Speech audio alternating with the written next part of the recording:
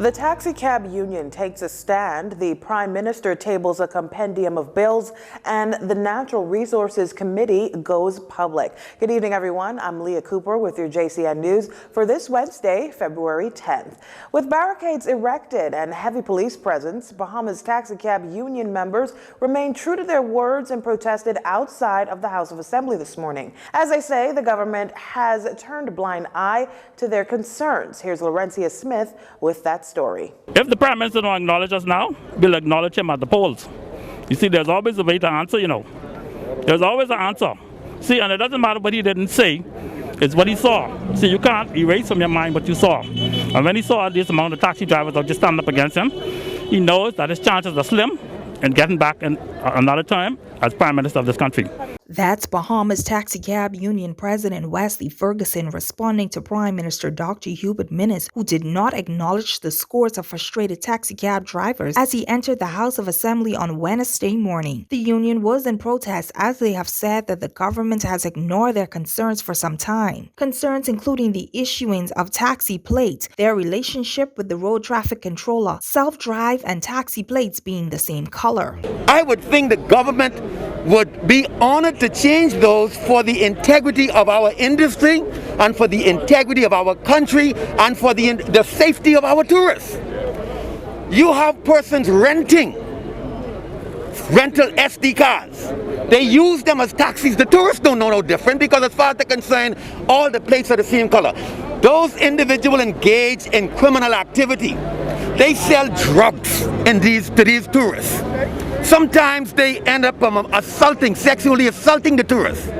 Now when the tourists report, they report the incident as a taxi driver. Mr. Ferguson says that the unions controls the votes of the country. Meanwhile, several taxicab drivers endorse his statement. He could ignore us all he wants, but when them votes go in and the F and M go out, then he will realize the mistake that they made. Because we are a big union. And we are gathered here now in this square, and we would expect that he would at least come out and address us as a people, as his electorates, and of course just tell us what his plan is for us going forward. Now on Tuesday, JCN News reported that Transport Minister Senator Deon Folks disclosed that he had a productive meeting with the union, but Mr. Ferguson didn't see it that way.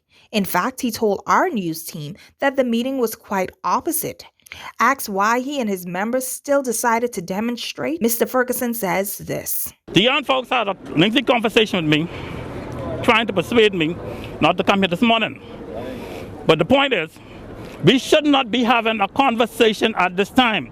This negotiation process started in 2018. This is now 2021. How much longer will we just talk? Just before entering the House, opposition leader Philip Davis and other members of the opposition took a moment to hear the union members out. Well, Union President Wesley Ferguson says if they don't get the answers that they want right now from the Ministry of Transport, we can anticipate to see them out here tomorrow. I'm Laurencia Smith for JCN News. A compendium of financial and statistical legislations tabled in the House of Assembly this morning by Prime Minister and Minister of Finance, Dr. Hubert Minnis. The compendium of bills will include the Public Debt Management Bill 2021, the Public Finance Management Bill 2021, the Statistics Bill 2021, and the Public Procurement Bill 2020 that was first read in the House of Assembly last year. Dr. Minnis, in presenting the bill, says the signature pieces of draft legislation are critical to the advancement of sound fiscal management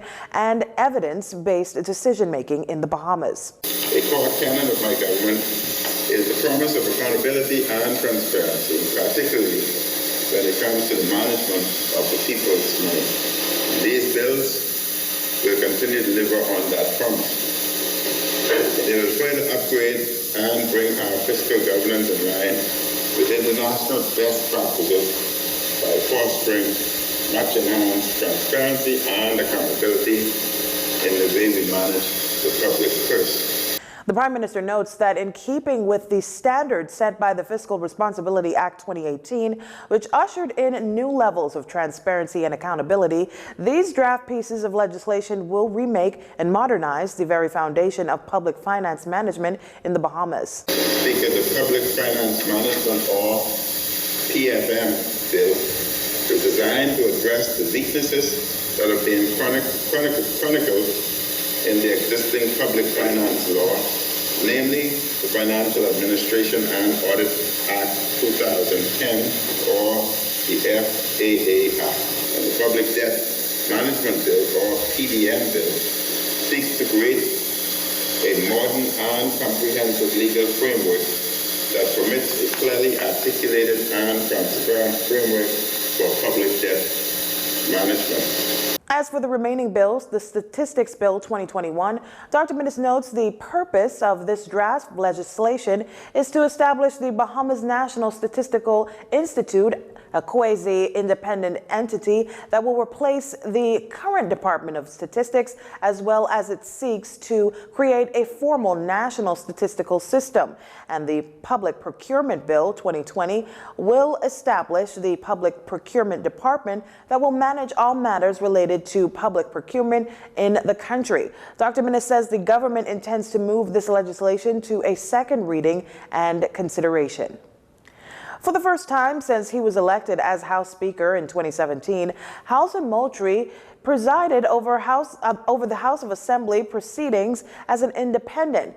Just last week, the Speaker tendered his resignation from the governing Free National Movement. This morning, he formally addressed his departure from the party and informed parliamentarians that he intends to serve as an independent Speaker. He also noted that both the FNM and the official opposition recognize the values of the Speaker of the House to preside independently.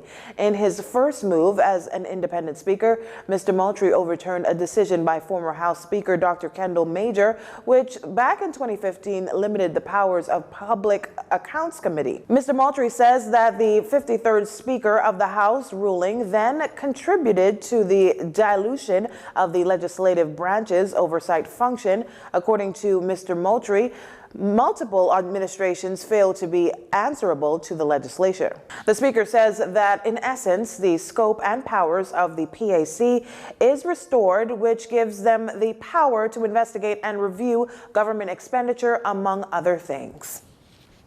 Dr. Major's ruling back in 2015 came as the PAC was investigating a leaked audit report on Urban Renewal 2.0. Back in 2019, an interim report indicated that the PAC was stalled and handicapped in its ability to carry out the constitutional mandate. The report then also called on sitting House Speaker Housen Moultrie to reaffirm the committee's power to call for people and documents on any matter involving government's revenue, expenditure, and to review and examine if the government is receiving value for money. Mr. Moultrie today noted that the details of his decision will be presented to the House for those who want to examine the legality and the constitutionality of it. Parliamentary Commissioner Levardo Duncanson announcing that eligible voters do not need to re-register if they have not moved or changed their name since the 2017 general election, as they are now a part of the permanent voter register. We learned as much from a virtual press conference held this morning. When it comes to the permanent voter register, Mr. Levardo Duncanson says that the Parliamentary Voter Registration Department is doing all they can to ensure its accuracy. The steps that are ongoing within the Parliamentary Voter Registration Department to ensure the accuracy of the register comprise of continuous editing to the register. It also comprises of continuous purging of the register once we would have established the passing, the death of an individual whose name appears on the register. New registrants are added daily to the register. Transfers are processed daily to the register. Individuals who are incarcerated, their voting rights are suspended. And then also too, we intend to deploy scrutineers as a part of the overall exercise to ensure the validity of the register. You're watching JCN News. Stay with us.